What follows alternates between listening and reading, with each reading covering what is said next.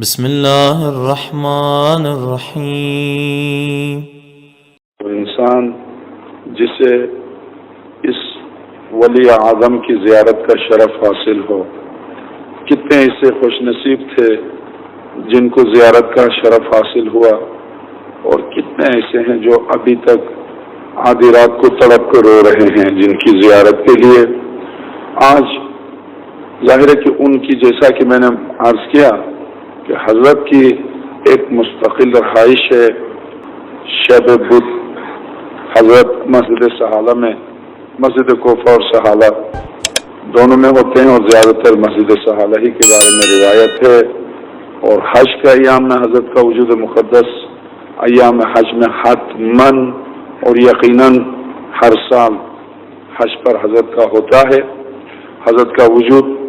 اور حضرت کے وجود کے سلسلے میں جب حج پر گفتگو آئی ہے تو میں عرض کروں کہ کتنے ایسے لوگ ہیں جو حج پر حضرت کی زیارت سے مشرف ہوئے ہیں۔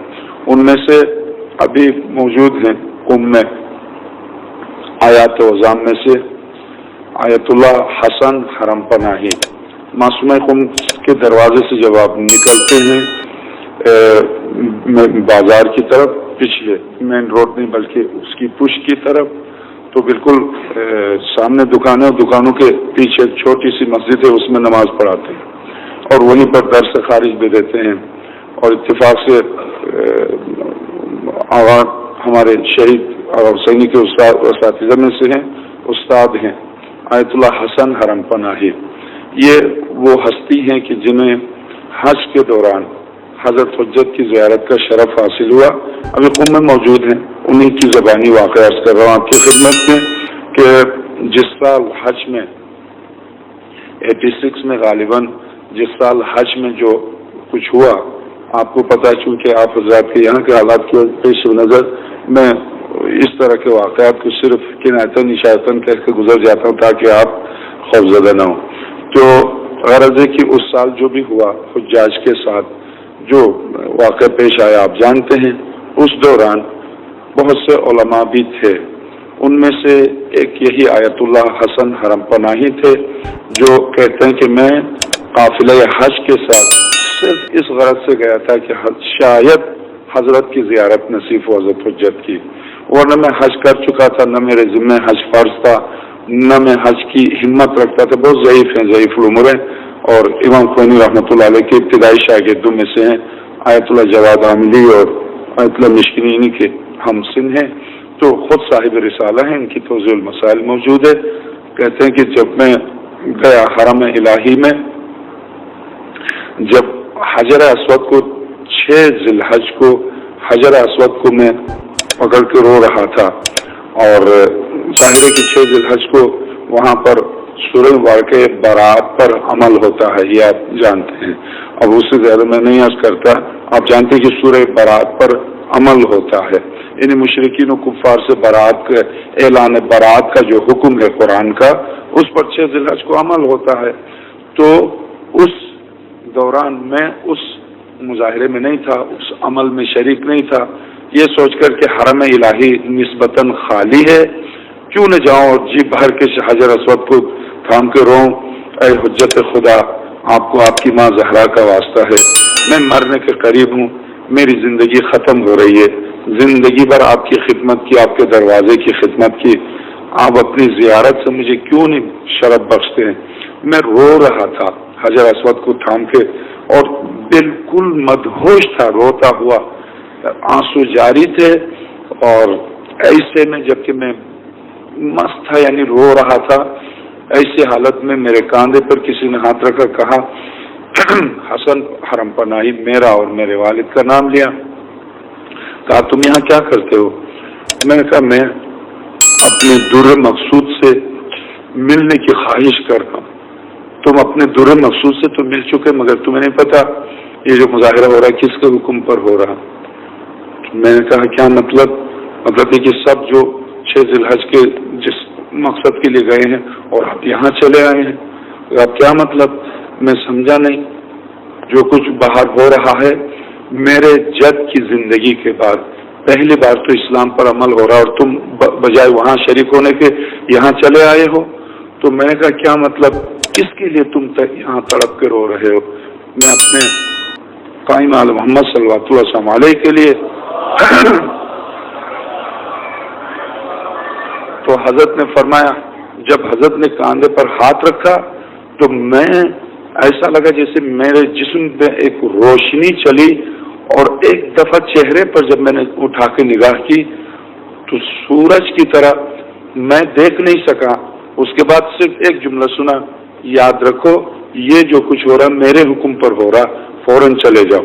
بس اس کے بعد میری نظروں سے غائب ہو گئے۔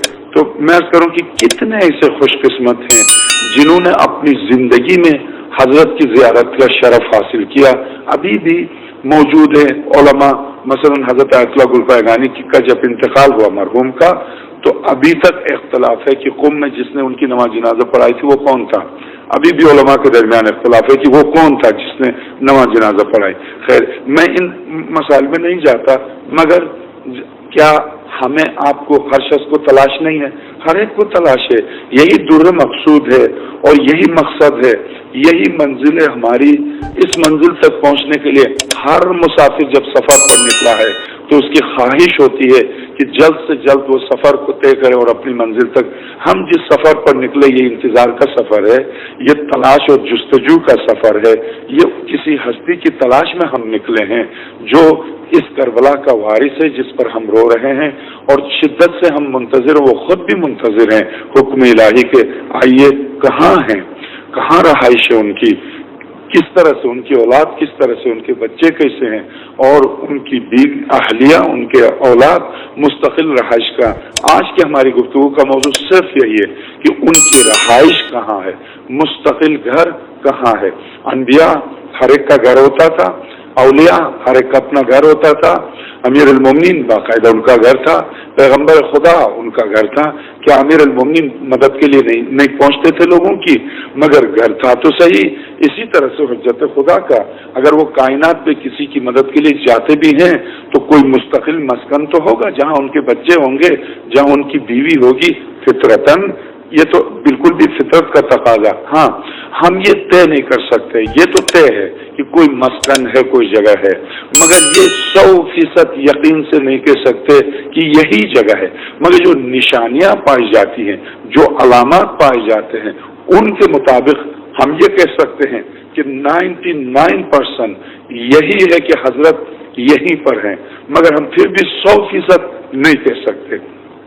اس کی وجہ اگرچہ مراجع نے، مجتہدین نے، جیسے میں نے آج کیا حضرت آیت اللہ سید ابو القاسم خوئی جیسے ماہر علم رجال میں ماہر ہستی نے اس کی تصدیق کی، آیت اللہ نائنی نے تصدیق کی، آیت اللہ الراملی نے تصدیق کی، اس کے شہید اول نے، شہید ثانی نے تصدیق کی۔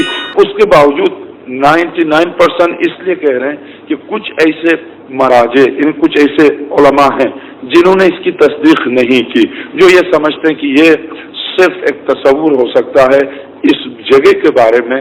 اس جگہ کو ہم معین نہیں کر سکتے کہ حضرت یہاں پر ہیں، حضرت یہاں پر ہیں۔ کیا کسی نے دیکھا ہے؟ کیا کوئی گیا ہے؟ کیا حضرت میں مسکن کو، حضرت کی جگہ کو، حضرت کے بیت الشرف کو، حضرت کے اس جزیرے کو جہاں حضرت تشریف فرما کسی نے دیکھا ہے؟ جی ہاں، دیکھا ہے۔ زین الدین علی ابن علی مازندرانی، یہ زین الدین علی ابن فاضل مازندرانی، باپ کا نام فاضل ہے، خود ان کا نام علی ہے، مازندران کا رہنے والا، یہ ایک انتہائی جلیل قدر عالم اور انتہائی متقی پرہیزگار، سن 699 کا واقعہ، سن 699 ہجری کا واقعہ ہے۔ آج 1400 ہجری ہے، آج 1417 ہے، 1418، 699 سن 699 میں، یعنی آج سے تقریباً سمجھ لیجئے 700 سال پہلے کا واقعہ ہے۔ اور 700 سال پہلے یہ ہستی کس طرح سے اس مقام تک پہنچے، کیسے ان کو پتا چلا اور کس طرح سے، اس لیے یہ صاحب کتاب جس کتاب کی تخریج آیت اللہ مراشد نجفی جیسے مرجع علی قدر انتہائی محتاط مرجع نے لکھی اور اس کی تصدیق کی ہے، اور بلکہ فرماتے ہیں کہ مجھے ایسا محقق اتنی جوان عمر میں، اس قدر کم سنی میں ایسا محقق خدا کرے کہ اس طرح کے محققین قوم میں پیدا ہو۔ آیت اللہ مراشی کا جملہ اس مصنف کے بارے میں غرض ہے کہ مصنف لکھتے ہیں کہ چونکہ جزیرہ خضرا کی یہ داستان سن 699 ہجری کی ہے اور الگ سے مجلسی نے بھی الگ سے اسی داستان پر مشتمل جزیرہ خضرا کے نام سے کتاب لکھی، اور اسی طرح سے علامہ حر عاملی نے بھی، آیت اللہ نائنی نے بھی، اس کے بعد متواتر رسالے لکھے گئے۔ مگر اب آئیے خود اس کی زبانی سنیں جو اس سفر پر اس منزل تک پہنچا جس منزل تک پہنچنے کے لیے ہماری آپ کی ہر مومن کی طرف ہے کہ اے کاش وہ بھی اس منزل تک پہنچتا، وہ بھی اس مقام تک پہنچتا۔ کتنے ہیں 40 بت متواتر رات بھر روتے ہیں مسجد سہالہ میں اس در مقصود تک پہنچنے کے لیے، چونکہ مسجد سہالہ میں جو شخص 40 بت عمل کرے یقیناً حضرت کی زیارت سے مشرف ہوگا، جو حضرت کی ملاقات کے سلسلے میں جو عمل ہے اس سے مشرف ہوگا بالمشافہ۔ اگر خواب میں کوئی حضرت کی زیارت کرنا چاہے تو وہ تو آسان ہے، اس لیے کہ انسان روزہ 3 دن، جیسے میں نے پہلا کیا تھا، 3 دن روزہ رکھے اور ہر شب کو روزہ کا افطار کرنے کے بعد دعائے مجیر پڑھ کے اس کو سرانے کے نیچے رکھ کے سو جائے، معصوم کی زیارت ہو جائے گی، حضرت حجت کی زیارت خواب میں ہو جائے گی، یہ خواب کی زیارت۔ مگر بیداری میں کہ انسان بالکل سامنے حضرت حجت کے سامنے، اس طرح سے کہ حضرت سامنے ہو اور حضرت کی زیارت سے مشرف ہو، تو بیداری میں زیارت کے لیے، حضرت کی زیارت کے لیے 40 بت مسجد سہالہ میں کتنے ایسے ہیں جو مسلسل لگے ہوئے ہیں، عمل کر رہے ہیں، اور کتنے ایسے خوش قسمت ہیں جو اپنے در مقصود تک پہنچ گئے۔ مگر یہ اعمال کر کے نہیں، بلکہ انتہائی دشوار ترین سفر طے کر کے، ہزاروں میل کا سفر طے کر کے یہ ہستی پہنچتی ہے اس منزل تک جو کہ اس پوری کائنات کا مرکز ہے، اس پوری کائنات کا دل ہے، اس پوری کائنات کے اعمال جہاں جاتے ہیں، جن کے سامنے پیش ہوتے ہیں، اس ہستی تک یہ پہنچے کیسے؟ اب میں ان کی داستان مسافر بزبان مسافر، یہ ہیڈنگ ہے، میں انہی کے الفاظ انہی کی زبان سے آپ کی خدمت میں عرض کرتا ہوں، چونکہ اس گفتگو کی اتنے سارے مراجع کی تصدیق کے بعد اب ہمیں کہنا پڑتا ہے 99% یعنی یقین ہے، یقیناً حضرت یا پھر اس داستان سے ہٹ کر عجب یہ ہے کہ جو کچھ اس داستان میں ہے، اس داستان یہ کب کی ہے؟ یہ داستان سن 699 ہجری کی ہے۔ سن 699 ہجری میں جب ہو کے پلٹ کر آیا تو انہوں نے حضرت حجت کے پوتے جن کا نام سید شمس الدین تھا، ان سے جو مسائل معلوم کیے، ان مسائل کو لکھا اور لکھ کے لائے۔ ان مسائل پر مبنی ایک رسالہ لکھا جس کا نام تھا رسالہ شمسیہ اس لیے کہ شمس الدین کے نام سے رسالہ شمسیہ، اور پھر اس رسالے کا جز بنا دیا اس واقعے کو، داستان جزیرہ خضرا کو، جزیرہ خضرا کا محل وقوع اور جزیرہ خضرا میں حضرت کی سکونت۔ اب آئیے داستان مسافر بزبان مسافر یہ پہنچے کس طرح سے وہاں تک، اب ان کی ان کے جملے کو توجہ دیجئے، اور پھر اس کے بعد یہ سن 699 ہجری کا واقعہ ابھی 1970 1980 1975 1969 عرض کروں کہ 1900 سے لے کر 1940 سے لے کر 1980 تک اس جزیرے میں جو واقعات پیش آئے، صرف 30 سال کے عرصے میں 1000 سے لے کے 1500 جہاز غرق ہوئے۔ 30 سال کے عرصے میں اس جزیرے سے نہ کوئی سمندری جہاز گزرا، نہ کوئی ہوائی جہاز گزرا۔ ہوائی جہاز گزرا تو باقاعدہ فضا میں اس کو روکا گیا، اور باقاعدہ اس کی ایسا لگتا تھا جیسے تفتیش ہو رہی ہے، اور اس کے بعد اگر چاہا تو اسے رہا کر دیا، نہیں چاہا تو اسے غرق کر دیا۔ سمندری جہاز سال کے بعد کوئی سواری نہیں ملتا، صرف سمندری جہاز سے 1 سال 2 سال کے بعد جب جاپان، امریکہ، فرانس، روس اور کینیڈا، برطانیہ، جرمنی، ان دنیا علم سائنس کے اجارہ نے مل کر ایک سائنسی کمیٹی بنائی۔ ان سائنسدانوں کی اس کمیٹی کو بھیجا کہ اس جزیرے میں جا کے تحقیق کریں ہے کیا، کیوں نہیں وہاں سے جہاز گزرتا، کیوں نہیں وہاں سے کشتی گزرتی، یہ سفید پانی کیا ہے۔ یہ جو جہازوں کے ساتھ جو معاملہ پیش آیا اس کو تو میں بعد میں، پہلے آپ سن 699 کا واقعہ سنیے، اور اس کے بعد ابھی جو لیٹسٹ واقعہ جو امریکن فوج نے حملہ کیا، اس کی باقاعدہ دفاعی فوج نے اور بھرپور حملہ کیا، 50 دفاعی فوجی جہاز لے کے گئے، اور پھر اس سے پہلے 5 لے کے گئے، اس کے بعد ایک بہت بڑا ہوائی جہاز لے کے گئے جو ہوا ہی میں ہوائی جہازوں کو جلانے کا کام کرتا تھا، اسے لے کے گئے، اور اس کے بعد پھر سمندری جہاز، پھر اس میں بھرپور پوری دنیا نے حصہ لیا، فوج نے، اور پھر پرائیویٹ اداروں نے حصہ لیا، پرائیویٹ جہاز گئے، پرائیویٹ ہیلی کاپٹر گئے، اور پھر کیا پایا انہوں نے، اور اس سے پہلے جو ان کی فوج نے حملہ کیا تھا اس کے ساتھ کیا ہوا، اس کے بعد جب یہ گئے دوبارہ پھر ایک بہت بڑی فورس گئی تو اس وقت پھر انہوں نے کیا پایا، یہ پوری تفصیل بعد میں۔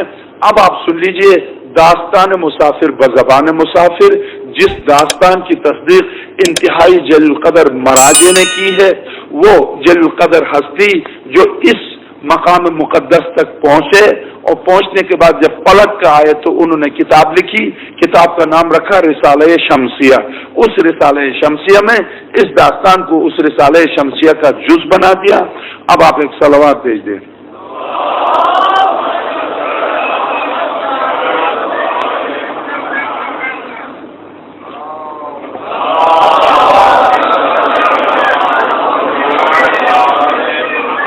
صفحہ 227 جزیرے خضرا۔ اگرچہ جزیرے خضرا پر ابھی میں نے، چونکہ یہاں مجھے اصل میں موضوع یہاں آیا تو ہمارے عزیز محترم نے موضوع دیا، وہ بھی مجلس شروع ہونے سے ایک دن پہلے، خیر مسئلہ نہیں ہے چونکہ حضرت حجت پر ویسے بھی گفتگو ہوتی رہتی ہے، مگر جدید سے جدید معلومات آپ کو فراہم کرنے کے لیے اگر موضوع تھوڑے سے کچھ دن پہلے دیا جائے تو موقع ملتا ہے پوری تحقیق کرنے کے لیے۔ اسی دوران میں نے تقریباً 22 کتابیں جمع کر لی صرف جزیرے خضرا پر۔ اب چونکہ 22 کتابوں کا خلاصہ پیش کرنے کے لیے وقت نہیں ہے، مجھے تو سب سے زیادہ زور علامات ظہور پر دینا ہے کہ کیا واقعاً ہم ظہور کے زمانے میں ہیں، کیا واقعاً یہی زمانہ ہے ظہور کا، اس پر مجھے زیادہ زور دینا۔ ایک صلوات بھیجیے۔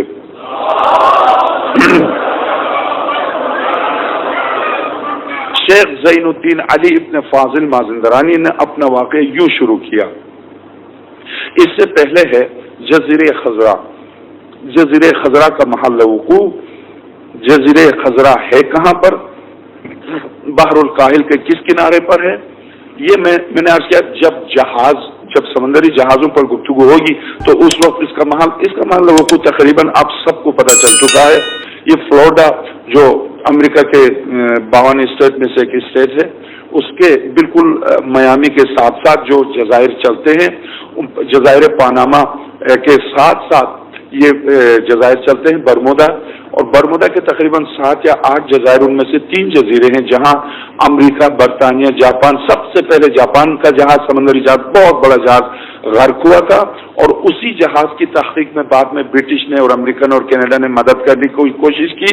اس کی مدد کے لیے، اس کی تلاش کے لیے جب گئے تو جو تلاش کے لیے گئے تھے ان میں سے کوئی پلٹ کے نہیں آیا، وہ بھی غرق ہو گئے۔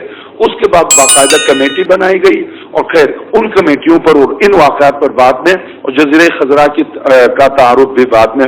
داستان مسافر بزبان مسافر، شیخ زین الدین علی ابن فاضل مازندرانی نے اپنا واقعہ یوں شروع کیا۔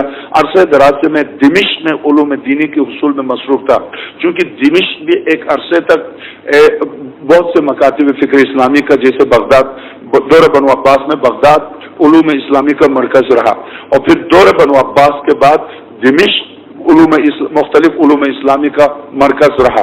تو چونکہ یہ ہیں تو ہمارے مکاتب فکر سے، مگر یہ گئے تھے دوسرے مکاتب فکر کے ہاں جا کر تحقیق کرنے کے لیے، مدارج جیسے اکثر و بیشتر ہمارے نجف کے علماء مصر جاتے ہیں تحقیق کے لیے، چونکہ ہمارے علماء کی خوبی یہی ہے کہ ہمارے حوزہ علمیہ میں کہ تمام مکاتب فکر اسلامی کے باقاعدہ نظریات کو پڑھایا جاتا ہے، اور یہی ایک عجیب بات ہے کہ دوسرے مکاتب فکر کے ہاں یہی مشکل ہے، وہ ہم سے، آپ سے اور ہماری آپ کی فقہ سے آشنا نہیں ہے، اس لیے کہ ان پر پابندی لگا دی جاتی ہے، نہ پڑھیے، اس کے قریب نہ جائیے، یاد رکھیے، نہ پڑھیے، اس کے قریب نہ جائیے۔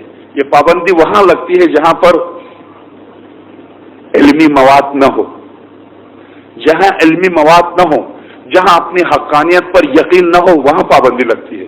جہاں آپ کو اپنی حقانیت پر یقین، آپ کھل کے پڑھیے، آپ دلیل دیجیے، اپنے دلیل کے ذریعے اپنی حقانیت کو ثابت کیجیے۔ یہ کیا ہے کہ آپ دوسرے مکاتب فکر کے نظریات پر آپ نے پابندی لگا دی؟ نہ پڑھیے۔ کیوں نہ پڑھیے؟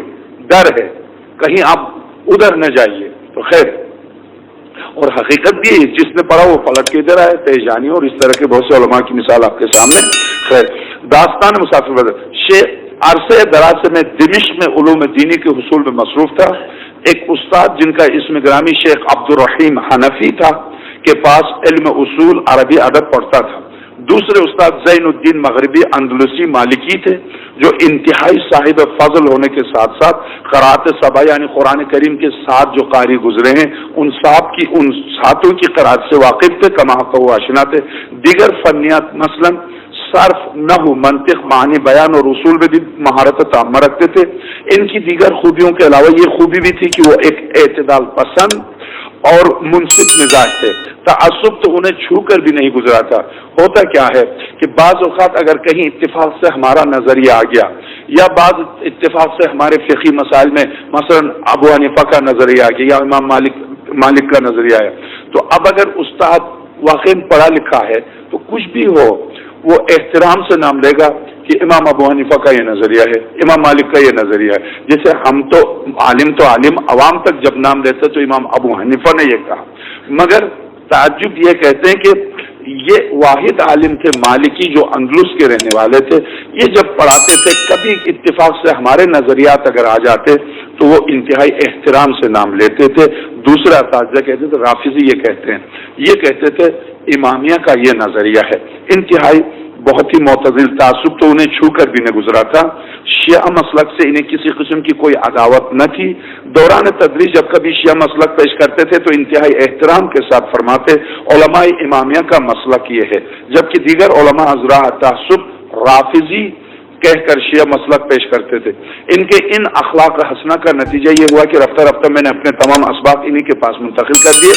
کافی عرصہ گزر گیا، میں انہی کے حلقہ تدریس میں رہا اور انہی کے خرمن علم سے خوشے چینی کرتا رہا۔ اسی دوران انہیں ایک سفر درپیش ہوا اور انہوں نے دمشق چھوڑ کر مصر جانے کا فیصلہ کر لیا۔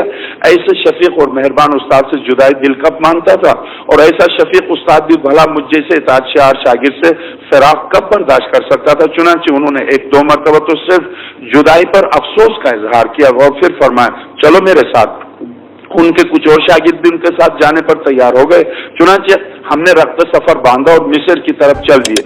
انتہائی خوشگوار سفر تھا، جب چلنے سے تھک جاتے بیٹھ کر درس پڑھ لیتے اور جب پڑھنے سے فارغ ہوتے تو اٹھ کر چل دیتے۔ بالآخر مصر کے عظیم ترین شہر قاہرہ پہنچ گئے۔ استاد محترم نے 9 ماہ مصر میں قیام کیا۔ اس دوران جو استاد کی آمد کا علم ہوتا گیا، نزدیک و دور سے علماء اور فضلاء کا مجمع بڑھتا گیا۔ استاد نے قاہرہ سے مسجد الازہر میں درس کہنا شروع کیا۔ فضلاء مصر تک استاد کی خدمت کو فخر سمجھتے تھے۔ استاد محترم نے سے نسبت تلمس کو اپنے لیے سعادت جانتے تھے۔ قاہرہ میں قیام کے یہ 9 ماہ پلک جھپکتے گزر گئے۔ ایک دن اندلس سے یہ ایک قافلہ آیا جس کے پاس استاد کے نام ان کے والد کا خط تھا۔ میری زندگی کے دن گنے جا چکے ہیں اور مرنے سے قبل ایک مرتبہ تجھے دیکھنا چاہتا ہوں، لہذا جتنا جلد ہو سکے پہنچنے کی کوشش کرو۔ استاد کے خط پڑھنے کے دوران ہی آنسو ٹپ ٹپ گرنے لگے۔ باپ کی بیماری کا خط کیسے متاثر نہ ہوتے، انہوں نے فوراً مصر کو چھوڑ کر راہی اندلس ہونے کا ارادہ کر لیا۔ اب کے بھی کچھ شاگردوں نے استاد کے ہمراہ جانے کا ارادہ کر لیا۔ میں بھی استاد سے بے پناہ محبت کی بدولت انہیں چھوڑنے پر آمادہ نہ ہم نے سفر شروع کر دیا۔ طے منازل کے بعد جزیرہ نمایاں اندلس، آج کے ہسپانیہ پہنچ گئے۔ اندلس کی حدود میں داخل ہوتے ہی مجھے شدت کا بخار چڑھا کہ میں چلنا تو درکنار ہلنے سے بھی رہ گیا۔ استاد نے انتہائی متاثر ہوا۔ جو استاد متاثر ہوا، ان کا سفر اسی قسم کا تھا جسے وہ خود روک نہیں سکتے تھے، اور نہیں میں چاہتا تھا کہ میرا اتنا شفیق استاد میری وجہ سے اپنے والد کے آخری دیدار سے محروم ہو جائے۔ چنانچہ میں نے انتہائی شاعری سے انہیں اپنا سفر جاری رکھنے کی درخواست کی۔ روتی آنکھوں بہتے آنسوؤں سے استاد نے مجھے الوداع کہا اور چلتے چلتے صرف اتنا فرما سکے، تیری جدائی میرے لیے کوہ گراں سے کم نہیں۔ البتہ چلتے ہوئے مجھے اس شہر کے خطیب کے سپرد کر گئے۔ اسے میرے لیے 10 درہم دیے تاکہ اسے یہ بھی معلوم ہو جائے کہ میں نگاہ استاد میں کتنا مقام 699, 10 درہم کے معنی آج کے 10 لاکھ سے بھی زیادہ 10 درہم دیے، اور تاکہ ان کی نگاہ میں یہ معلوم ہو کہ میں استاد کی نگاہ میں کتنا مقام رکھتا ہوں. اسے یہ بھی فرمایا کہ جو ہی مجھے شفا ہو فوراً میرے پاس پہنچا دے. مجھ سے بھی وعدہ لیا کہ شفا ہونے کے فوراً بعد میرے پاس آنا. اس بستی سے کنارے دریا پر استاد کا دولت خانہ 5 دن کی مسافت پر تھا. 3 دن تو مجھے بخار شدید رہا، میرے لیے ہلنا جلنا بھی مسئلہ تھا. تیسرے دن غروب کے وقت میری طبیعت ہلکی ہو گئی، بخار ٹوٹ گیا، میں اٹھا باہر آیا اور بستی کے گلی کوچوں میں پھرنے لگا. وہاں مجھے قافلہ نظر آیا جو قریبی پہاڑیوں سے بحر غربی دریا میٹرانا کے کنارے سے واپس آیا تھا، اور وہ لوگ اس جگہ سے اون، گھی اور دیگر ضروریات زندگی خرید رہے تھے. میں نے ان لوگوں سے ان کے شہروں کی کیفیت پوچھی. انہوں نے بتایا کہ ہم بربر کے رہنے والے ہیں. بربر ایسے لوگوں کو بربر کہا جاتا تھا جو تہذیب و تمدن سے دور رہتے تھے. افریقہ کے شمال میں بحر اوقیانوس کے کنارے زندگی بسر کرتے تھے. مراکش، صحرا اور موریتانیہ کے اکثر باشندے بربر قوم سے متعلق ہیں، اور ہمارا علاقہ ساحل دریا پر جزائر شیعہ کے قریب ہے. جو ہی میں نے جزائر شیعہ کا نام سنا، میرے دل میں ان جزائر اور ان کی آبادیوں کو دیکھنے کا جذبہ تڑپا. اس سے مزید معلومات حاصل کی تو انہوں نے بتایا اس سے یہاں سے 25 دن کے سفر پر ہمارا علاقہ ہے. راستہ میں 2 دن کا سفر ایسا بھی ہے جو بے آب و گیا صحرا ہے، لیکن اس کے بعد راستہ انتہائی اچھا اور وادیاں ایک دوسرے سے متصل چلی آتی ہیں. تو اندلس سے 25 دن کے فاصلے پر میں نے ایک سواری 3 درہم کرایہ پر لی تاکہ بے آب و گیا علاقہ سوار ہو کر طے کروں. اس صحرا سے گزرنے کے بعد میں نے وہ سواری مالک کو واپس کر دی. اس کے بعد میں اپنے ارادہ اور اختیار سے ان کے ہمراہ ایک آبادی سے دوسری آبادی تک پیادہ چلتے ہوئے گیا اور اس علاقے میں پہنچ گیا جو جزائر شیعہ کے نام سے مشہور تھی. وہاں پہنچنے کے بعد انہوں نے مجھے بتایا کہ یہاں سے 3 دن کے سفر پر جزائر شیعہ ہے. میں نے وہاں سے پھر اپنے سفر کو جاری رکھا، وہاں سے قیام کیے بغیر اپنا سفر جاری رکھا. بالآخر جزائر شیعہ تک پہنچ گیا. جس شہر میں میں پہنچا اس میں 4 قلعے تھے جن کے برج کافی بلند اور مضبوط تھے. جزیرے کی فصیل ساحل دریا سے شروع ہوتی تھی. میں اتفاقاً شہر کے بڑے دروازے سے داخل ہوا. اس کا نام بربری دروازہ تھا. میں نے شہر کے گلی کوچوں میں پھرنا شروع کیا. ایک آدمی سے شہر کی مسجد کا پوچھا، اس نے رہنمائی کی. مسجد تک پہنچ گیا. شہر کی مسجد یہ بڑی وسیع و عریض تھی، انتہائی دیدہ زیب پرشکو بنائی گئی تھی. جزیرہ کے مغربی ساحل پر جزیرہ سے متصل تھی. میں جا کر مسجد کے ایک کونے میں بغیر سے آرام بیٹھ گیا. ابھی بیٹھا ہی تھا کہ مؤذن نے ظہر کی اذان کہی اور اذان میں حی علی خیر العمل کہا.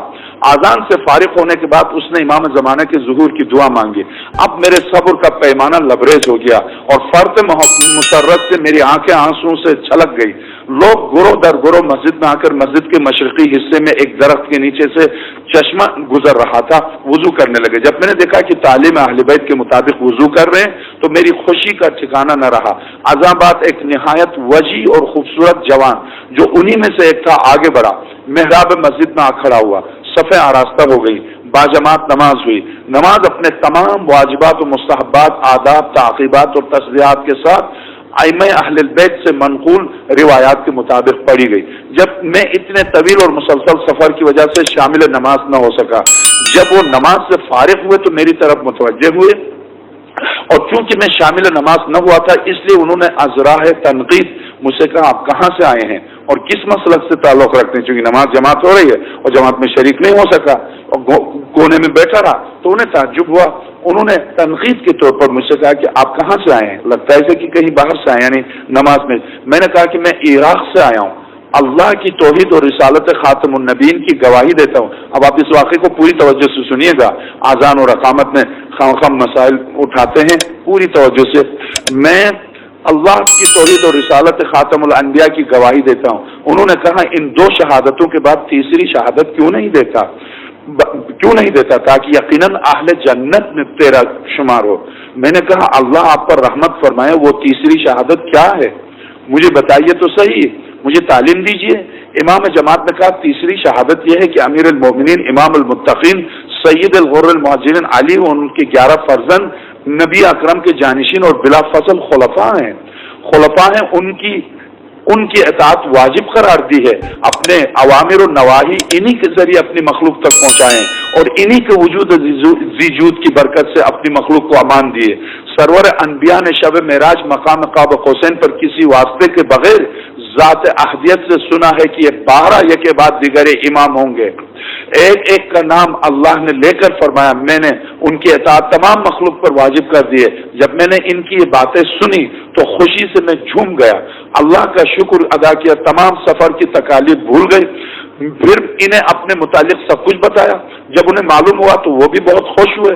ایک گوشے مسجد میں میرے لیے جگہ بنا دی گئی، تمام لوگ انتہائی عقیدت سے مجھ سے پیش آتے تھے۔ امام مسجد ہم وقت میرے ساتھ رہتا تھا اور میں اس کی صحبت میں بہت خوش رہتا تھا۔ ایک دن میں نے امام مسجد سے پوچھا کہ مجھے یہاں زراعت وغیرہ زراعت کے آثار نظر نہیں آتے، آپ لوگوں کے معاش کا انتظام، آپ لوگوں کے کھانے پینے کا انتظام کیسے ہوتا ہے؟ تو اس نے جواب دیا آب سفید۔ اب اس آب سفید کو ضرور ذہن میں رکھیے، ہمارا مرکز گفتگو یہی آب سفید ہے۔ آب سفید، اس نے جواب دیا آب سفید کے درمیان واقع جزیرہ خضرا سے، جہاں امام زمانہ کی اولاد رہتی ہے، ہمارا انتظام وہیں سے ہوتا ہے۔ میں نے پوچھا ایک سال میں کتنی مرتبہ آپ غذا پہنچائی جاتی ہے؟ تو اس نے کہا سال میں 2 مرتبہ آتی ہے، ایک مرتبہ آ چکی، دوسری مرتبہ آئے گی۔ میں نے پوچھا کب آئے گی؟ اس نے کہا 4 ماہ کے بعد۔ اس مدت کے طویل ہونے سے میں پریشان ہو گیا، میری خواہش تھی کہ میں اسے بھی اپنی آنکھوں سے دیکھوں اور روزانہ دعا مانگا کرتا تھا کہ میرے اللہ اب کی مرتبہ جلدی آ جائے۔ 40ویں دن یعنی 40 کی تعداد بھی عجیب ہے کہ 40 دن آپ یہ عمل کریں، یہ دعا پڑھ لیں، یہ کر لیں تو آپ کی حاجت پوری ہو جائے۔ خیر 40ویں دن کی عصر تھی، میری طبیعت پریشان سی ہو گئی، دل اداس معلوم ہونے لگا۔ میں تبدیلی فکر کی خاطر دریا کے کنارے چلا گیا، انہوں نے اور سیر کرنے لگا۔ میں مغرب کی سمت اسی طرف دیکھ رہا تھا جس کے متعلق انہوں نے بتایا کہ ہماری خوراک اس طرف سے آتی ہے۔ بہت دور سطح آب پر کوئی چیز حرکت کرتی ہوئی نظر آئی۔ میں نے پوچھا کیا دریا کے اس حصے میں سفید پرندے بھی ہیں؟ انہوں نے کہا ایسی کوئی بات نہیں، کیا تجھے کچھ نظر آ رہا؟ میں نے کہا ہاں۔ وہ کہنے لگے تو پھر ہماری خوراک ہی آ رہی ہے، امام زمانے کی اولاد کے شہروں سے آنے والی کشتیوں کے علاوہ یہاں کچھ بھی نہیں آ سکتا، وہی ہوں گی جو ہماری طرف آ رہی ہیں۔ تھوڑا سا وقت ہی گزرا تھا کہ کشتیاں پہنچ گئیں، البتہ شہر والے کہہ رہے تھے کہ اب کے یہ کھانے کا سامان اپنے مقررہ وقت سے بہت پہلے آ گیا۔ پہلے ایک بڑی کشتی لنگر انداز ہوئی، پھر یکے بعد دیگر 6 کشتیوں نے لنگر گاڑے، یہ کل 7 کشتیاں تھیں۔ بڑی کشتی سے ایک بزرگ، حسین صورت، حسین لباس، حسین اخلاق آدمی باہر آیا، مسجد میں آ کر وضو کیا، نماز ظہر عصر پڑھی، نماز سے فارغ ہو کر میری طرف متوجہ ہوئے، سلام کہا۔ میں نے جواب دیا، پوچھنے لگے میرا خیال ہے آپ ہی کا نام علی ہے۔ پوچھنے لگے کہ آپ ہی کا نام علی ہے؟ تو میں نے کہا ہاں۔ اس کے بعد وہ مجھ سے اس طرح گل مل کر باتیں کرنے لگے جیسے ایک عرصے سے مجھے جانتے ہوں، جبکہ وہ کشتی سے ابھی آئے ہیں، کشتی کے ذریعے وہاں سے آئے ہیں، یہ ان میں سے نہیں جہاں سے رہتے تھے۔ تو انہوں نے ان سے علی مازندرانی سے کہا کہ مجھے لگتا ہے کہ آپ کا نام علی ہے۔ تو کہتے ہیں کہ ہاں میرا نام علی ہے۔ اس کے بعد وہ مجھ سے اس طرح گل مل کر باتیں کرنے لگے جیسے ایک عرصے پہلے سے مجھے جانتے ہوں۔ دوران گفتگو ایک مرتبہ کہا میرا خیال ہے آپ کے والد کا نام فاضل ہے۔ میں نے کہا ہاں، اور خوش ہو گیا کہ شاید یہ شخص میرے دمشق سے اندلس تک کے سفر میں شریک سفر رہا ہوگا، مجھے جانتا، ممکن ہے اس کی وساطت سے میری رسائی حضرت حجت تک میری مشکل حل ہو جائے، مجھے جزیرہ خضرا دیکھنے کا موقع مل جائے، کیونکہ یہ تو میرے نام اور نسب سے واقف ہے۔ مجھے کسی کو بھی مطمئن کرنے کے لیے اس کی شہادت کافی ہوگی۔ میں نے ان سے سوال کیا آپ مجھے کہاں سے پہچانتے ہیں؟ کہیں آپ دمشق سے مصر تک تو میرے ساتھ نہیں تھے؟ فرمایا نہیں۔ میں نے کہا کہیں مصر سے اندلس کے سفر میں تو آپ میرے ساتھ نہ تھے؟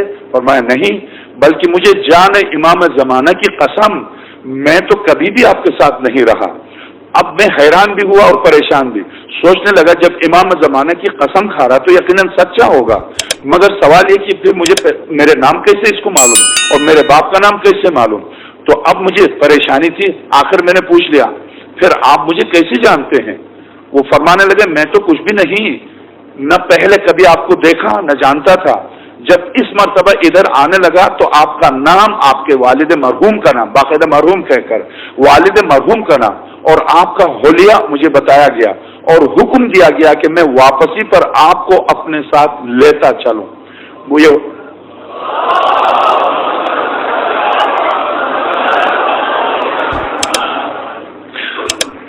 میں جیسے ہوا میں اٹھنے لگا. ظاہر ہے اگر کوئی آپ سے اس وقت آگے کہا حضرت کے پاس چلو تو آپ تو بے ہوش ہو جائیں گے. یہ اچانک کیسے ہو گیا؟ یہ میں اور میری یہ قسمت. تو کہتے میں جیسے ہوا میں اٹھنے لگا، خوشی سے پھولا نہیں سما رہا تھا. شہر والوں کے بقول یہ لوگ اس جگہ 3 دن سے زیادہ نہ ٹھہرتے تھے، لیکن اس مرتبہ وہ 1 ہفتہ ٹھہرے. 7 دنوں کا یہ انتظار میرے لیے 7 برس سے کم نہ تھا. جب تمام افراد کو ان کا طعام پہنچ گیا، ان سے دستخط لے لیے گئے، وہ تیار ہوئے، مجھے ساتھ لیا. مسلسل 16 دن اسپانیہ کے سمندر کے آخری حصے سے 16 دن کشتی میں. اب آپ دیکھیے 16 دن کشتی میں خالص سمندر کا سفر ہے. کہتے ہیں کہ مسلسل 16 دن اس بزرگ جن کا نام محمد تھا کے ساتھ کشتی میں رہا. 16 دن بعد ہم سمندر کے ایک ایسے علاقے میں پہنچے کہ اس کے پانی کا رنگ سفید تھا. میں حیران اس پانی کو بار بار دیکھنے لگا اور میری آنکھیں خیرہ کرنے لگی. اس بزرگ نے مجھ سے پوچھا کیا ہوا ہے، اس قدر تو کیوں پریشان ششدر کیوں ہے؟ میں نے کہا مجھے اس پانی کا رنگ کچھ اور نظر آ رہا، اس میں دیگر پانیوں کی کوئی شباہت نہیں. اس نے کہا ہاں اس جگہ کا پانی سفید ہے. اسے بالکل ذہن میں رکھیے کیونکہ اسی پر ہماری گفتگو ہے اور اسی کو دلیل بنا کر ہم پیش کریں گے کہ وہی جزیرہ خضرا ہے جہاں آج امریکہ نہیں جا سکا. یہی جزیرہ خضرا ہے جس کا جب امریکن پائلٹ جنگی جہازوں کے وہ پائلٹ جو سب غرق ہوئے، غرق ہونے سے پہلے ان کا آخری پیغام یہ تھا کہ ہم صرف آب سفید کو دیکھ رہے ہیں اور کچھ نہیں دیکھ رہے ہیں. آب سفید کے بعد ہمیں نہیں پتا ہم کہاں. اس آب سفید کی عجیب کام ہے اس سفید پانی کا، اسی پر توجہ دیجیے. کہتے ہیں کہ میں اس پانی کا رنگ اور نظر آ رہا، اس میں دیگر پانی کی کوئی شباہت نہیں. اس نے کہا ہاں اس جگہ کا پانی سفید ہے، یہ دریائے سفید ہے اور وہ جزیرہ خضرا ہے. اس سفید پانی نے چاروں طرف سے جزیرے کا احاطہ کیا ہوا ہے. جس طرف سے آنا چاہو گے اس آب سفید سے گزرنا ہوگا. خالق کائنات کی حکمت اور حضرت حجت کی برکت سے ہمارے دشمنوں کی کشتیاں کتنی مضبوط کیوں نہ ہو اس آب سفید میں غرق ہو جاتی ہیں. اس کو آپ ذہن میں رکھیے. سن 699 کا واقعہ اور سن 699 کے اس واقعے کو یاد رکھیے.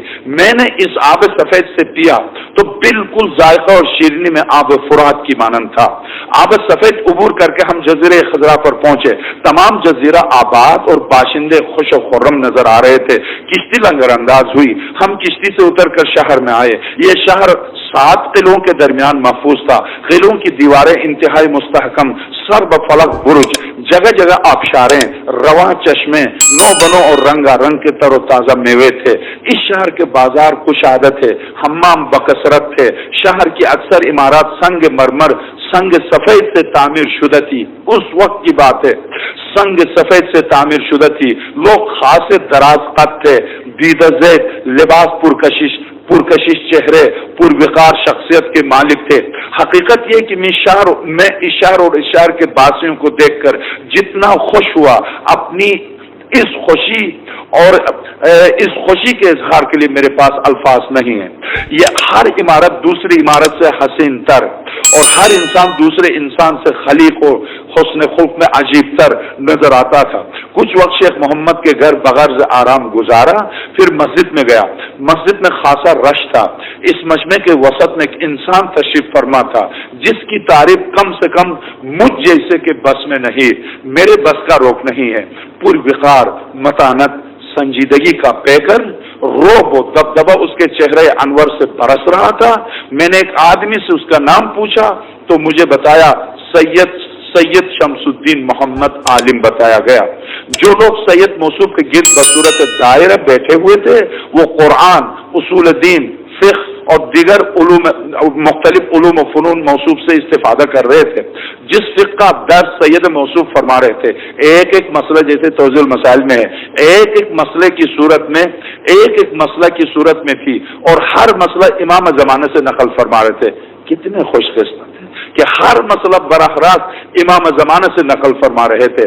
جب میں سید موصوف کی زیارت سے مشرف ہوا तो उन्होंने इंतहाई तपाक से मुझे अपने करीब बुलाकर अपने पास बैठने की जगह इनायत फरमाई। सोहबत सफर से मुतालिक अहवाल पुरसी की और मुझे बताया कि शेख मोहम्मद आपको मेरे ही हुक्म से जजीरे खजरा में लाया है और उसने आपके मुतालिक मुझे तमाम वाकयात बता दिए हैं। दुआ है खुदावंद आलम इन्हें तादेर जिंदा रखे। सैयद मौसूफ ने मस्जिद के गिरदागिर्द कमरों में से कमरा मेरे लिए मखसूस करने का हुक्म दिया ताकि मैं सुकून और इत्मीनान से रह सकूं। फिर मुझे मुखातब करके फरमाया वो कमरा आपका है, जब चाहे खलवत में जाकर आराम कर सकते हैं। मैं वहां से इजाजत लेकर अपने कमरे में आया, आराम से सो गया, असर तक सोता रहा। जब बेदार हुआ तो सैयद मौसूफ की तरफ से जिस शख्स की मेरी जरूरियात पूरा करने की ड्यूटी लगाई गई थी उसने मुझे मौसूफ की तरफ से पैगाम दिया कि अपने कमरे में रहूं, मैं अपने चंद रफका के साथ आपके कमरे में आ रहा हूं, वहीं एक साथ मिलकर खाना खाया जाएगा। मैं उसे अपनी खुशनसीबी की आखिरी मंजिल समझकर खुश आमदेद के लिए तैयार हो गया। ज्यादा वक्त न गुजरा कि सैयद मौसूफ अपने रफका के साथ तशरीफ लाए। दस्तरखान बिछा दिया गया, खाना चुना गया। सैयद मौसूफ के साथ खाने से फारिग होकर मगरिबैन की नमाज के लिए मस्जिद में आ गए। मगरिबैन से फरागत के बाद जनाब मौसूफ सैयद अपने दौलत कदर पर तशरीफ ले गए और मैं अपने कमरे में आ गया। 18 रोज इसी तरह गुजरे। रोजाना जनाब मौसूफ की सोहबत के शरफ से मुसादत हासिल करता रहा। जजीरे खजरा में मेरा पहला जुमा जब आया और जनाब मौसूफ ने नमाज जुमा को तशरीफ जब लाए तो उन्होंने सिर्फ 2 रकात नमाज जुमा बसूरत वाजिब पढ़ाई। मैंने उनकी इक्तिदा में बक़स्द वाजिब तायनी ही जुमा अदा किया। नमाज जुमा से फरागत के बाद मैंने अर्ज किया आपने नमाज जुमा वाजिब तायनी की नियत से पढ़ाई है? फरमाया हाँ, क्योंकि वजूब के तमाम शराइत मौजूद हैं। मैंने दिल में कहा मुमकिन है हज़रत हुज्जत बज़ात खुद तशरीफ लाए हों। फिर मैंने यही सवाल अर्ज किया क्या इमाम ज़मानत बनफ्स नफीस नमाज जुमा के लिए तशरीफ लाए हैं? फरमाया नहीं, मैं जज़ीरे खजरा में उनका नाइब खुसूसी हूँ और नाहिए मुक़द्दसा से जो हुक्म सादिर होता है उसी के मुताबिक अमल करता हूँ। जुमे का हुक्म भी नाहिए मुक़द्दसा ही से मौसूल हुआ। मैंने अर्ज किया क्या आपने हज़रत हुज्जत की ज़ियारत की? फरमाया नहीं, अलबत्ता मेरे वालिद गिरामी ने मुझे बताया था कि मैंने उनकी आवाज़ सुनी है और मेरे जद्द अमजद मेरे वालिद को बताया था, मेरे दादा ने बताया था मेरे वालिद को कि मैंने हज़रत को देखा भी है और उनकी आवाज़ भी सुनी है। मैंने अर्ज किया इसकी क्या वजह है कि एक फर्द को शरफ ज़ियारत का फ़ख्र हासिल होता है और दूसरे को यह फ़ख्र हासिल नहीं होता? मौसूफ सैयद ने फरमाया बरादर अजीज, इसमें किसी की ख्वाहिश का कोई दखल नहीं। हिकमत इलाहिया ज़ालिका फ़ज़्लुल्लाह युतीहि मन यशा, ये फजल शरफ खुदा जिसे चाहता है दे देता है। ज़ात अहदियत ने अपनी मखलूक में से बाज़ को हुद्दा नबुवत, बाज़ को मनसब इमामत सौंप कर इन्हें अपनी मखलूक के लिए हुज्जत करार दे दिया है ताकि जो भी गुमराह हो तो अल्लाह की तरफ से इत्माम हुज्जत हो। जो शख्स राह हिदायत को कबूल करे वो अल्लाह की तरफ अता करदा बुरहान हुज्जत की बुनियाद पर बाबसिर। ज़ात अहदियत ने एक लम्हे के लिए भी रूए ज़मीन को अपनी हुज्जत से खाली नहीं रखा। हर हुज्जत खुदा के सफ़ीर होते हैं जो हुज्जत खुदा से अहकाम इलाहिया वसूल करके लोगों तक पहुँचाते हैं। इसी गुफ्तगू के दौरान मौसूफ ने मेरा हाथ पकड़ा और शहर से बाहर बागात की सैर को ले गए। इन बागात में छोटी छोटी नहरें बह रही थी, हर तरफ बागात ही बागात थे, किस्म किस्म के मेवे थे जिनमें अंगूर अनार वगैरह सब किस्म के मेवे थे। हाँ, हर किस्म के मेवे, लेकिन इन मेवों जैसे मेवे मैंने ईरान, इराक, शाम में कहीं नहीं देखे थे। ये भी अंगूर अनार, लेकिन इनकी जसामत, उनकी शीरनी, उनका जायका और लज्जत खुशबू मिसाली थी। इन्हीं बागात में तफरीक के दौरान हमारे क़ुर्ब से इंतहाई खुशवज़ा शख्स ने ऊन के 2 कपड़े पहन रखे थे गुजरा। मैंने सैयद मौसूफ से इसके मुतालिक पूछा ये कौन है? उसकी हैबत से तो मैं मबहूत सा हो गया था। मौसूफ ने फरमाया ये बुलंद पहाड़ जो नजर आ रहा है तुम्हें सामने देख रहे हो? मैंने अर्ज किया जी हाँ देख रहा हूँ। फरमाया इस पहाड़ में एक इंतहाई पुरशिकोब महल है, उसके सहन में एक दरख्त के नीचे से एक चश्मा गुजर रहा, यहाँ ईंटों से चुना हुआ एक कुब्बा है। ये शख्स और दूसरा एक और आदमी इस कुब्बे के मखसूस मुलाजिम है। मैं हर जुमे की सुबह को उस जगह जाता हूँ, उस कुब्बे की ज़ियारत करता हूँ, 2 रकात नमाज पढ़ता हूँ। इस जुमे से अगले जुमे तक पेश आने वाले तमाम मसाइल और अहादीस की इत्तला और मालूमात मुझे एक कागज पर लिखे हुए मिल जाते हैं। मैं इन्हीं हिदायत के मुताबिक अमल करता हूँ। अगर तू भी चाहे तो इस कुब्बे तक जा सकता है और कुब्बे की ज़ियारत कर सकता है। चुनांचे सैयद मौसूफ की इस इजाजत के मुताबिक पहाड़ की बुलंदी पर गया और पहाड़ की बुलंदी पर जब मैं पहुंचा, हाँ, तो वही सैयद ने बताया था मुझे कुब्बा महल वैसे नजर आया। वहां 2 और आदमी मुलाजिम थे, एक तो वही था जिसे मैंने सैयद मौसूफ के हमरा बाग में देखा था और दूसरा नाआशिना था जिसे मैंने बाग में देखा था उसने मुझे खुश आमदेद कहा, लेकिन दूसरे की पेशानी पर बल पड़ गए। इंतहाई गजबनाक आंखों से मुझे देखा, लेकिन दूसरे ने जब उसे बताया कि मैं इसे पहचानता हूँ, मैंने उसे सैयद शमसुद्दीन मोहम्मद के साथ बाग में देखा, तो फिर उसने मुझे खुश आमदेद कहा, मुझे अपने करीब बिठाया, रोटी और अंगूर लाए, खातिर मदारात की, मैंने चश्मे से पानी पिया, वुजू किया और 2 रकात नमाज पढ़ी। मैं अर्ज करूं कि यहाँ तक इस वाक़े को रोक देता हूँ इसलिए कि वक्त खत्म हो रहा और मुझे मसाइल भी आपकी खिदमत में अर्ज करने कि ये वाक़या, क्योंकि अब इसके बाद मुख्तसर सा वाक़या रह जाता है, वो वाक़या इस वाक़े से मुत्तसिल कि हम कैसे इस वाक़े की बुनियाद पर कैसे कह सकते हैं कि वाक़ई इसी जजीरे में हजरत का मस्कन है। ये तो साबित है इस वाक़े से, सैयद शमसुद्दीन मोहम्मद जो थे हजरत हुज्जत के बेटे के बेटे के बेटे थे, यानी हजरत हुज्जत के पड़पोते थे, जिनसे इस आलिम जलील क़दर की मुलाकात हुई और इनके पास 18 दिन तक मेहमान रहे और हजरत हुज्जत की बारगाह में जाने की कोशिश भी की, मगर हजरत हुज्जत से मुलाकात का शरफ हासिल नहीं हो सका। आइन दरवाजे तक पहुंचे, उसी कुब्बे तक जिसका ततिम्मा कल मैं आपकी खिदमत में अर्ज करूंगा, और कल जब ये पूरा खत्म हो जाएगा वाक़या तो उसके बाद फिर वो वाक़या जिसकी बिना पर हम आज कह सकते हैं कि यही जजीरा है जहां हम समझते हैं कि वही जजीरा है जहां हजरत हुज्जत का मस्कन है, हजरत हुज्जत की हुकूमत है। बस मैं अर्ज करूं कि यहीं तक इस वाक़े को रोककर ये तो पता चला अक्लन और फितरतन हजरत के लिए मस्कन की जरूरत है। इस वाक़े से 2 चीजें आपके सामने आ गई, एक ये कि हजरत का एक मुस्तकिल मस्कन है, पहली बात। दूसरी बात यह कि हजरत की औलाद है, हजरत शादीशुदा है, हजरत की बाकायदा औलाद है, हजरत के पोते से इस अजीम और इस जलील क़दर आलिम दीन की मुलाकात हुई और 18 दिन तक उनके मेहमान रहे।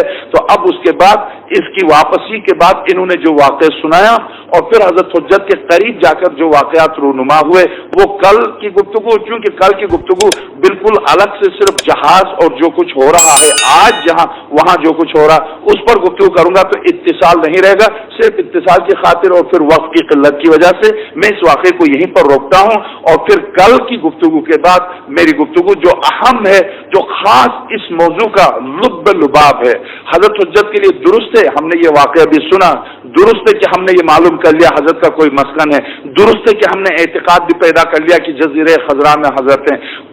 इस एतिकाद से हजरत के मस्कन के मालूम करने से, हजरत की औलाद मालूम करने से हमारी सीरत, हमारे किरदार, हमारे इल्म में क्या इजाफा हुआ। असल मसला ये कि अलामात ज़ुहूर, असल हदफ इस पूरी गुफ्तगू और इस पूरे अशरे का असल हदफ अलामात ज़ुहूर। अगर हम आप ये साबित हो जाए कि ज़माना ज़ुहूर में है, यही ज़माना है, यही असर है, यही वक्त है, ज़ुहूर का बिल्कुल यही वक्त है।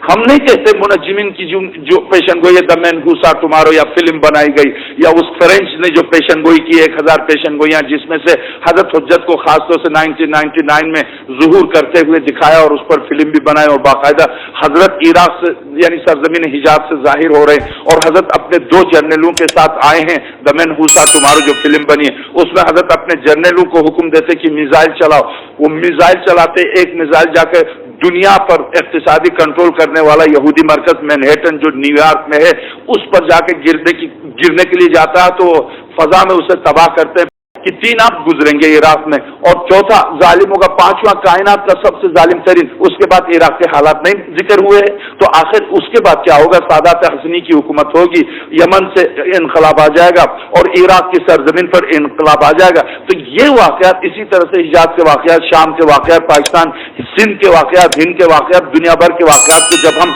यकजा करते, खासतौर से ये जो सेंट्रल एशिया की रियासतों में जो वाकयात रूनुमा हुए हैं ताज़ा, इन वाकयात को रिवायात की रोशनी में जब आप पूरी तरह इनको यकजा करके देख लें तो यकीनन हम आप ज़माने ज़ुहूर में जिंदगी बसर कर रहे हैं और यही ज़माने ज़ुहूर है। जिस तरह से हमने कहा कि 99% हम कह सकते हैं यकीन के साथ कि हजरत का मस्कन यही है, इसी तरह से 99% यकीन के साथ कह सकते हैं कि हम आप ज़माने ज़ुहूर में हैं।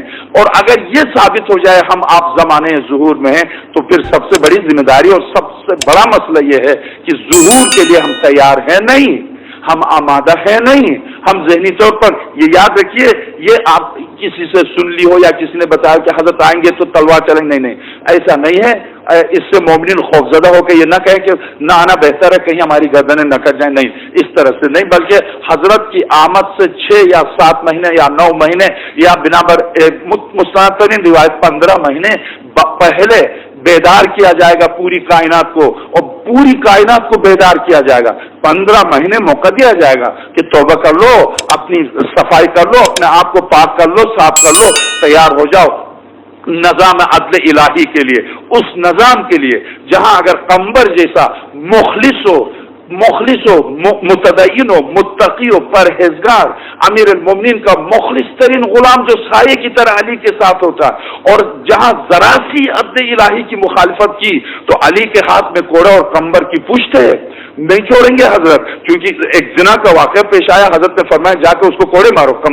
قمبر نے جا کے کوڑے مارنے تھے 80، اس نے کتنے مارے؟ 83. 3 کوڑے اور مارے. 3 کوڑے اس لیے مارے کہ تو نے یہ ہمت کیسے کی، تو نے احکام الہی کی پامالی کیسے کی. جب امیر المومنین کو اطلاع ملی کہ قمبر نے 3 کوڑے زیادہ مارے، مجمع کے بیچ میں حضرت نے تجھے کس نے حق دیا 3 کوڑے زیادہ مارنے کا؟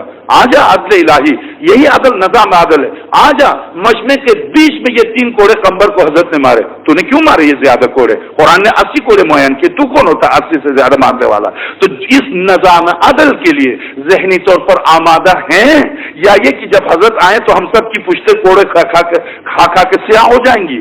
نظام عدل میں زندگی بسر کرنے کے لیے ذہنی طور پر، روحی طور پر، نفسیاتی طور پر ہم آمادہ ہیں یا نہیں؟ واقعی شیخ توسی مرحوم رحمت اللہ علیہ نے صحیح کہا، غیبت کا سبب نہ حضرت ہے نہ خدا، ہم ہیں. ہم نظام عدل کی قبولیت کے لیے آمادہ ہیں یا نہیں؟ آخر یہ روایت جو کہتی ہے زمین ظلم سے بھر جائے گی تو حضرت آئیں گے، اس کی وجہ کیا جانتے ہیں؟ اس کا فلسفہ کیا؟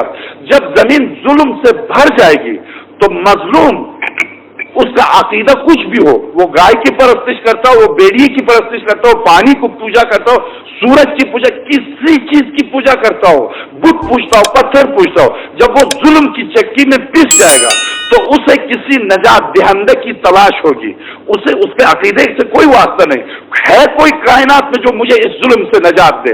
تو جب اس طرح سے زمین ہموار ہوگی، اب جب حضرت آئیں گے تو بلا استثناء ہر شخص حضرت کے ساتھ دینے پر آمادہ ہوگا.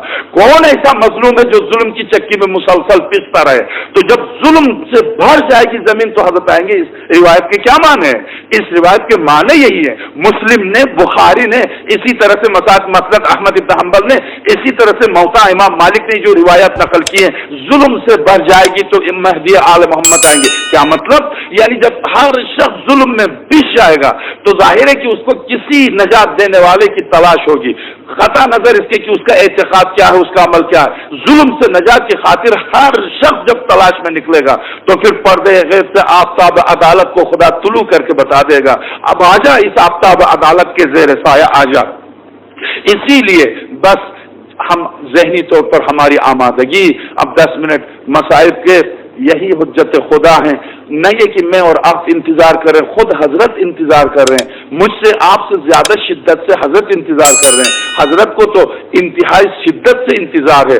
اس لیے ہم آپ تو 2 مہینے 10 دن روتے ہیں ان مسائب پر، ہم آپ 2 مہینے 10 دن روتے ہیں، اور اس کے بعد 8 ربیع الاول کے بعد جمعے کے جمعے مجلس منعقد کی، شہادت پر مجلس منعقد کی.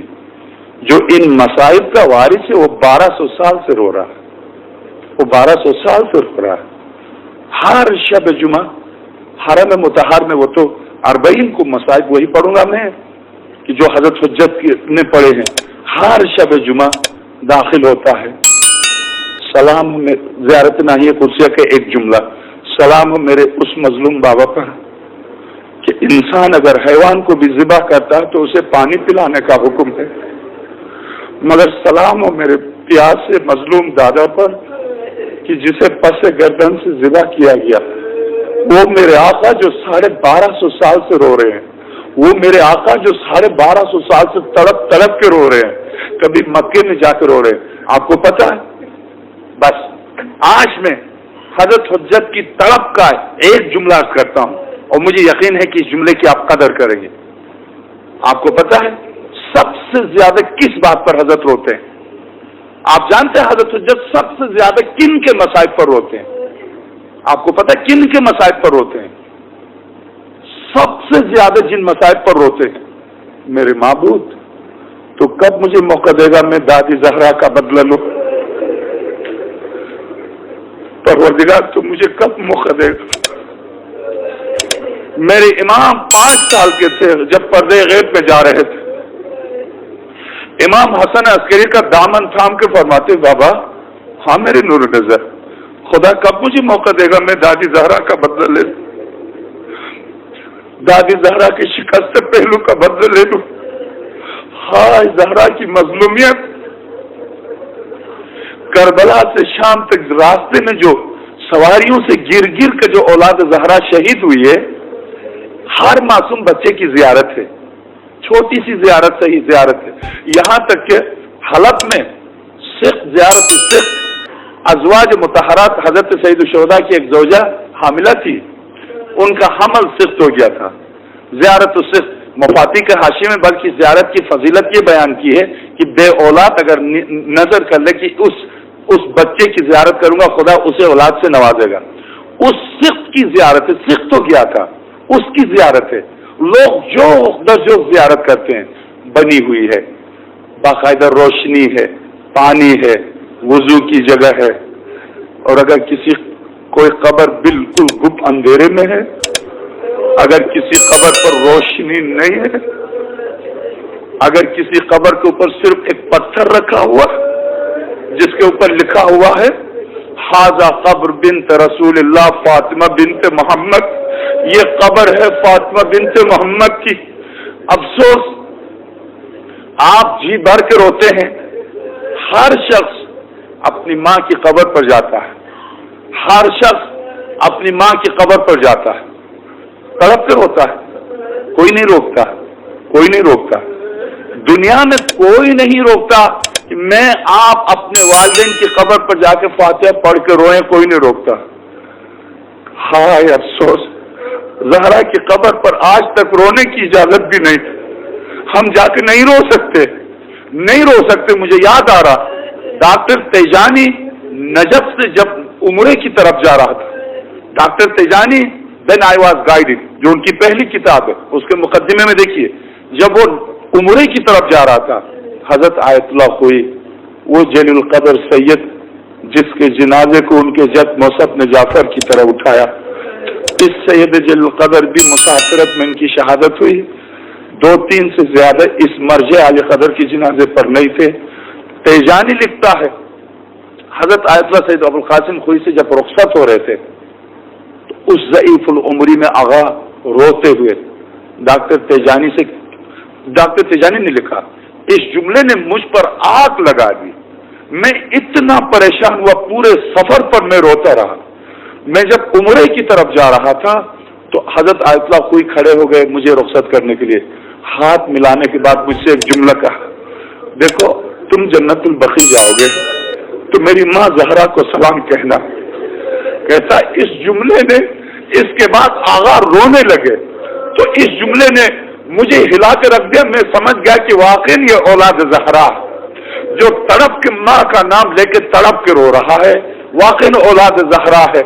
عجب نہیں ہے کہ آج حضرت حجت 5 سال کے ہیں, امام حسن عسکری کا دامن تھام کے فرماتے بابا میری دادی زہرا کا بدلہ لینے کا موقع کب ملے گا. امام پنجم یہی فرماتے تھے, امام ششم یہی فرماتے تھے. ہاں ایک فرق ہے, شہزادی کونین حضرت زہرا کی مصیبت میں حضرت امیر المومنین کو اسی لیے علامہ تبریسی نے احتجاج سن 600 ہجری کے علماء میں سے لکھتے ہیں سب سے مظلوم ترین ہستی کائنات میں علی ہیں. ہاں مظلومیت میں سید مظلومان یہ لقب ہے امام حسین کا, مگر کہتے ہیں اگر کوئی محقق تحقیق کرنے جائے کائنات کی مظلوم ترین ہستی علی ہے. علامہ تبریسی جیسا عالم کیوں کہتا, کہتے میرے پاس دلیل ہے.